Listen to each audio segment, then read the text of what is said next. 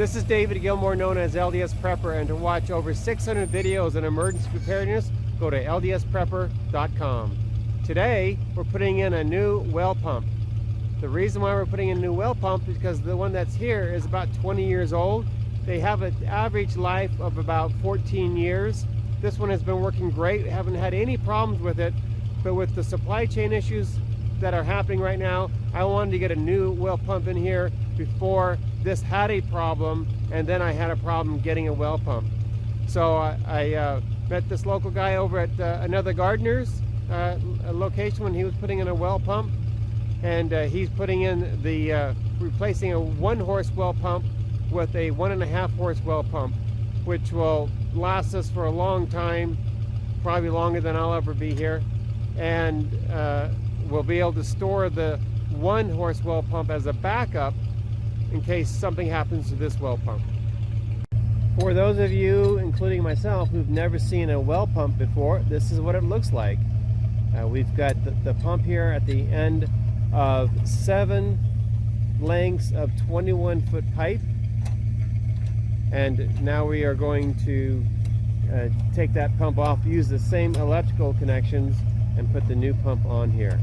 It's got a lot of looks like rust and dirt on this pump, but we don't see that inside the house. So even though this is galvanized pipe, you can see here where it has rusted, and so we are going to replace this lower 20-foot section of pipe with PVC, which will never rust. To help minimize the rusting, they did tape it here, and that does help, but of course with the PVC you never have a problem with it rusting. So here's the new well pump. Like I said, it's a 1.5 horse that we're replacing a 1 horse with, and now you just put on the cement, and now we're connecting the PVC to it. So here he has a measuring device, and when the water hits those 2 connections, it closes the connection and he gets a signal, and then he can determine how deep the water is in the well. Not necessarily how deep the well has been dug, but where the water level is. 100 feet off of this, so. Okay, so we got 109 feet is where the water is. The well was dug 185 feet deep. The serial number shows the year that it was manufactured, and it looks like it was made in 2001, which makes sense because the house is 20 years old.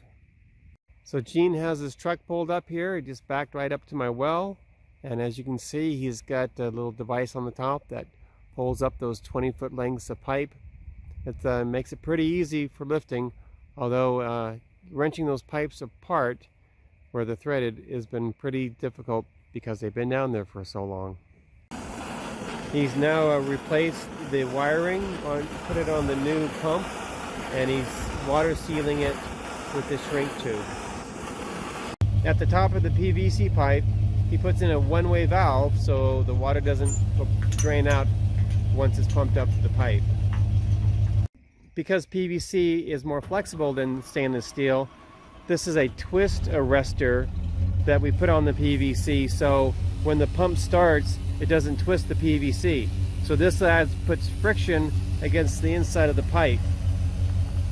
This is the old electrical box. So this is being replaced by this. So we are all buttoned up here, and if you are in the Idaho Falls area and need somebody who's got 40 years of experience installing wells, give Gene a call. He's a great guy. You're glad to have him do the work for you.